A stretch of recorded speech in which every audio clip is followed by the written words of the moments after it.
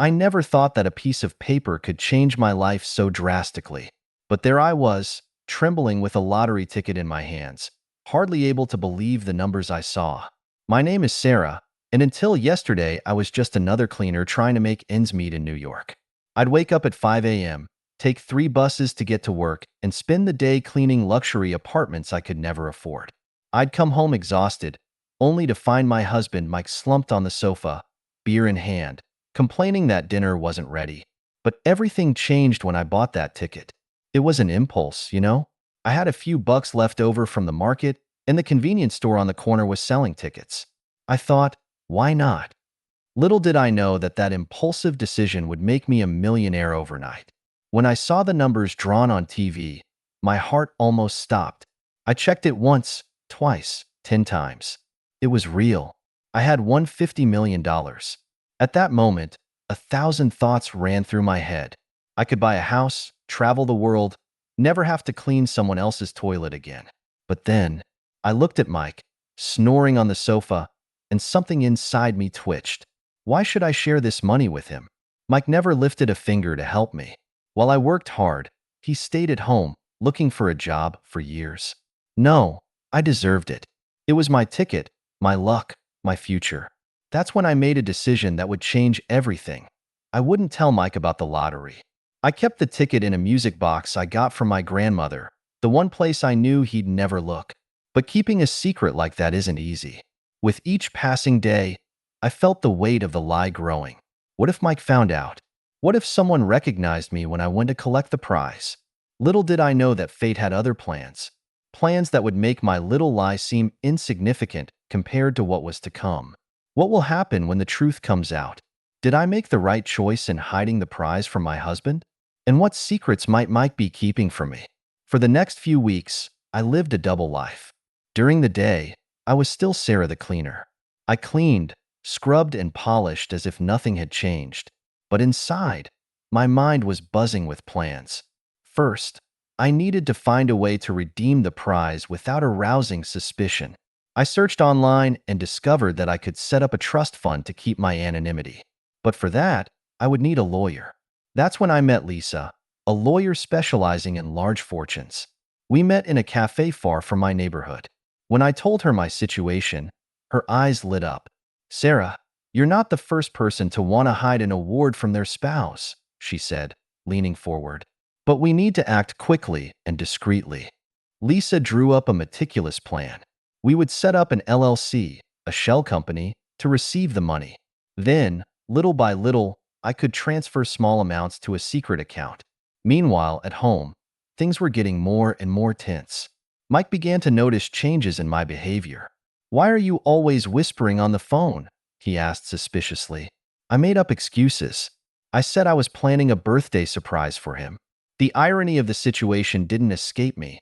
I really was planning something that would change our lives, but not in the way he imagined. One night, I almost got caught. Mike suddenly burst into the room while I was studying papers that Lisa had sent me. I almost hid them in time. What's that? He asked, his eyes squinting. Oh, just some bills. I lied, my heart racing. I'm trying to organize our budget. He seemed to believe me, but I noticed something strange in his eyes. Did Mike suspect something? Guilt began to eat away at me. Every night, lying next to him, I wondered if I was doing the right thing. But then I remembered all the years of neglect, the broken promises, and my resolve grew stronger. Finally, the big day arrived.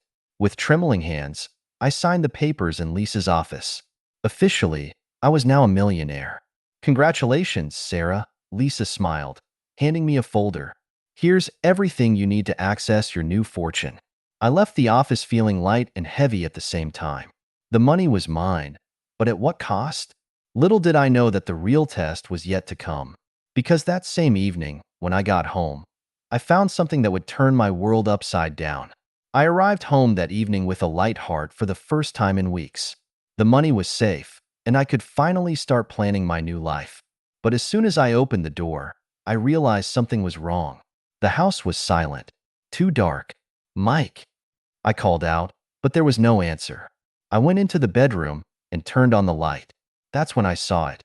The drawers were open, clothes scattered all over the floor. It looked like a hurricane had come through. My blood ran cold. My grandmother's music box, where I kept the winning ticket, was on the bed, open and empty. No, no, no, I muttered, frantically searching the room. The ticket had to be somewhere. Then I noticed a folded piece of paper on the bedside table. With trembling hands, I opened it. Sarah, I know everything. The note, the money, your lies. Did you really think you could fool me? I'm going to take what's rightfully mine. Don't try to find me. Mike, I collapsed on the bed, stunned. How had he found out? What would he do now? But as I tried to process the shock, something else caught my eye. On the floor, half hidden under the bed, was an envelope. I picked it up hesitantly. Inside, I found photos. Photos of Mike with another woman, in expensive restaurants, luxury hotels. Recent dates. Anger and confusion mixed inside me. Was Mike cheating on me?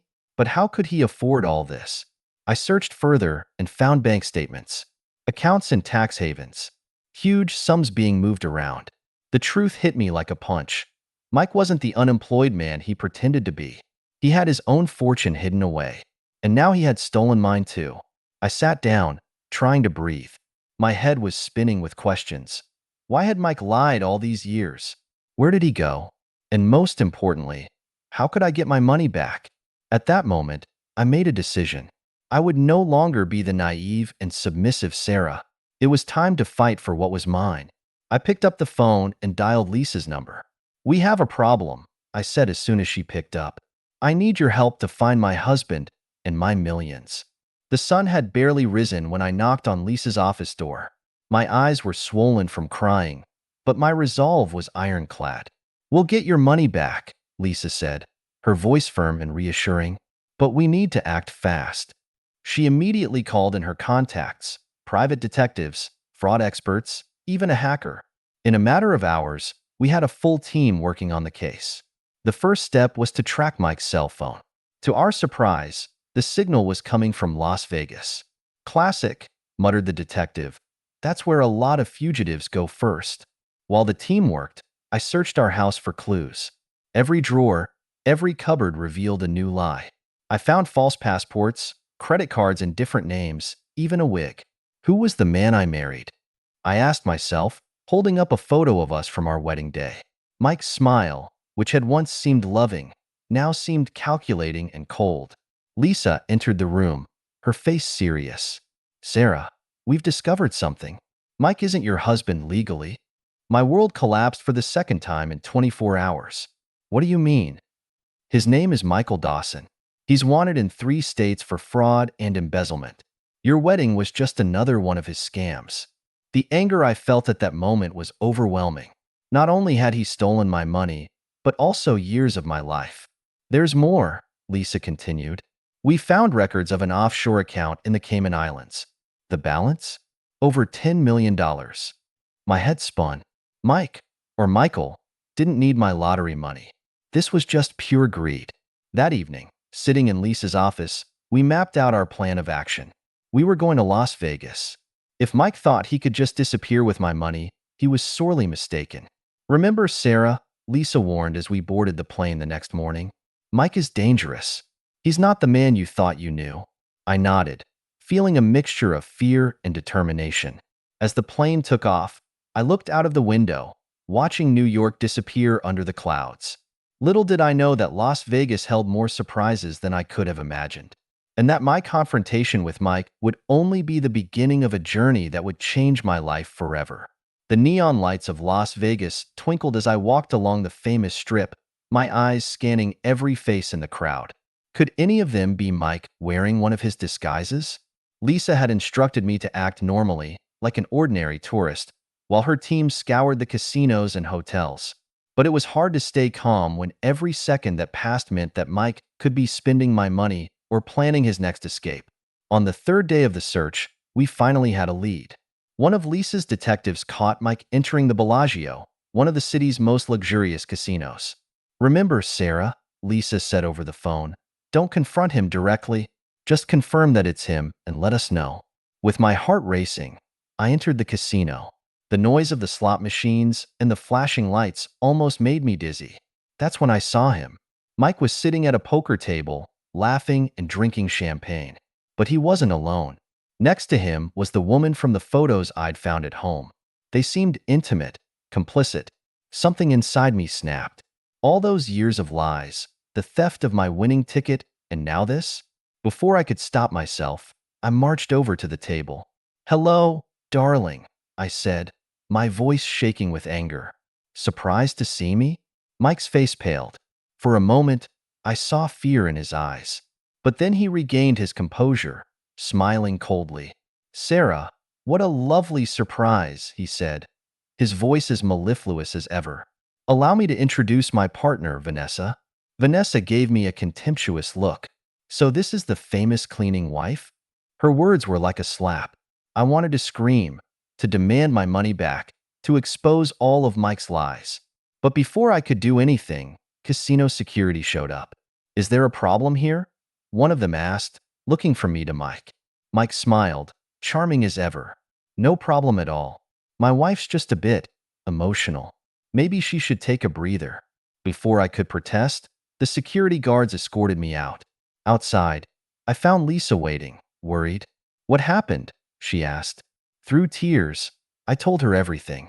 The confrontation, Vanessa, the way Mike had treated me. Lisa sighed. "It complicates things, but all is not lost. Now we know where he is and with whom." As we drove back to the hotel, my mind was racing. Who was Vanessa really? Did she know about me? And most importantly, how could I get my money back and make Mike pay for everything he'd done? Little did I know that the real game was just beginning, and that the stakes would be much higher than I could have imagined. I spent the night tossing and turning in my hotel bed. The image of Mike and Vanessa together never left my mind. But when the sun came up, something inside me changed. The naive and hurt Sarah gave way to a woman determined to take back what was hers. Lisa arrived early, bringing coffee and a plan. "We have to outsmart them," she said, spreading papers out on the table. "Mike thinks you're just a helpless cleaner. Let's use that to our advantage." The plan was bold. I would infiltrate Mike and Vanessa's circle, pretending to want a reconciliation. Meanwhile, Lisa's team would investigate their finances and movements. "It's risky," Lisa warned. "Are you sure you can do it?" I looked at my reflection in the mirror. The woman staring back at me seemed stronger, more determined. "I can," I replied. That evening, I returned to the Bellagio. This time, I was unrecognizable. An elegant dress replaced my simple clothes, and careful makeup covered my tired face. I found Mike at the bar, alone. When I approached him, his eyes widened in surprise. "Sarah, is that you?" I forced a shy smile. "Hi, Mike. I wanted to apologize for yesterday. I guess I was a bit shocked." Mike seemed to hesitate for a moment, but then his usual charm returned. "Don't worry, darling. How about we have a drink and talk?" As we talked, I kept my eyes open. I noticed how Mike constantly checked his phone, how his eyes roamed the casino, always alert.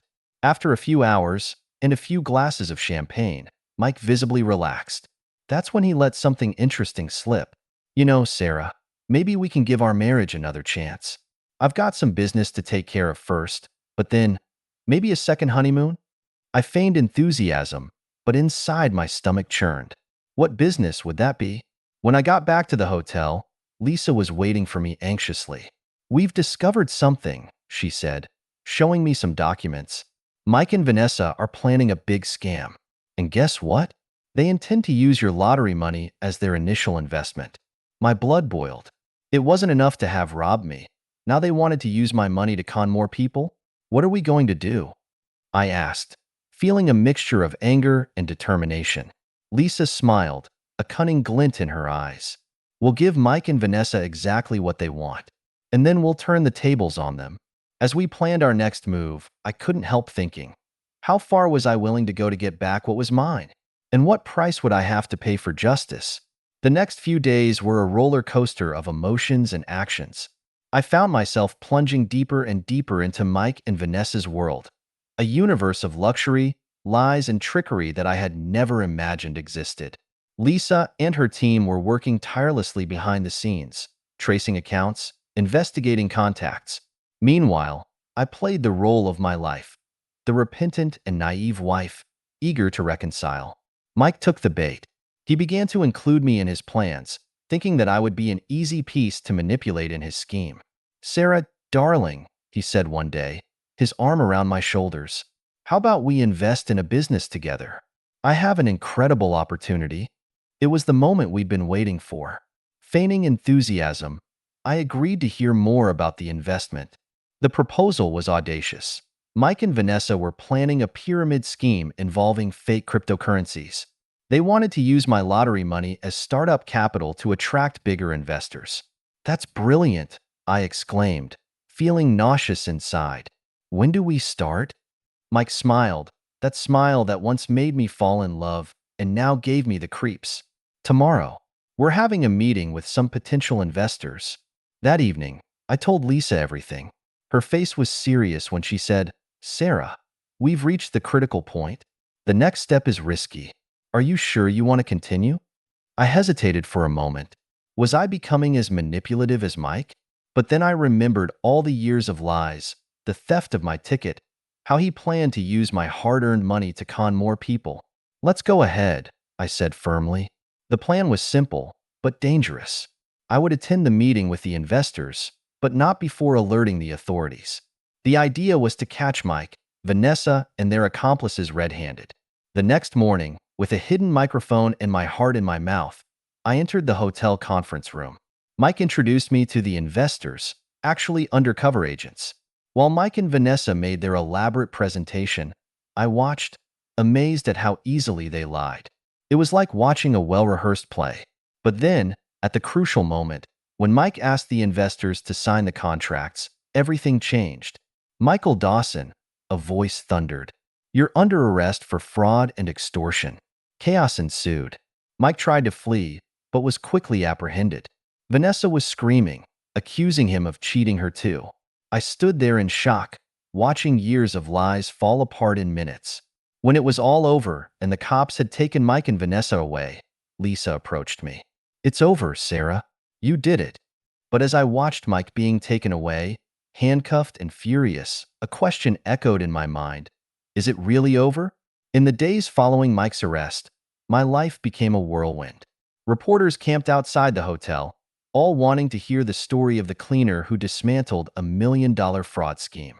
Lisa, always efficient, made sure I had protection and privacy. "You're the hero of the hour, Sarah," she said with a tired smile. "But remember, we still have work to do." The legal process was long and exhausting. Sitting in court, I heard shocking details about Mike's double life. I discovered that I wasn't his first victim. There was a trail of broken hearts and empty bank accounts in his past. Vanessa, to my surprise, decided to cooperate with the prosecution in exchange for a reduced sentence. Her revelations were crucial in uncovering the full extent of Mike's crimes. Finally, after weeks of trial, the verdict: guilty on all counts. Mike was sentenced to 20 years in prison. When the judge announced the sentence, I felt a confusing mix of emotions: relief, sadness, anger, and, surprisingly, a hint of pity. The man I once loved, who shared my bed and my dreams, was now nothing more than a criminal in an orange suit. But the real victory came later. Thanks to Lisa's tireless work, we managed to trace and recover a large part of the stolen money, including my lottery winnings. "What now?" I asked Lisa, holding out the check that represented my second chance at life. She smiled, kindly. "Now, Sarah, you start again, but this time on your own terms." Over the next few weeks, I did just that. I bought a modest house, not in the wealthy area I'd always dreamed of, but in a cozy neighborhood where I felt at home. I donated part of the money to charities that help victims of fraud. And, to my surprise, I decided to go back to school. I had always wanted to be a social worker, and now I had the chance to make that dream come true. One afternoon, while tidying up my new apartment, I found my grandmother's old music box. I opened it, expecting to feel pain or regret. Instead, I felt peace. I realized that that box, like the lottery ticket she had once kept, represented more than just money. It represented a journey that taught me about strength, resilience, and the true meaning of wealth. Looking out of the window at the city that now seemed full of possibilities, I smiled. The life I had imagined with the lottery money had not come true. Instead, I had gained something much more valuable, myself. And as the sun set on my new beginning, I realized that this wasn't the end of my story. It was just the beginning of a new chapter. A chapter written by me, for me.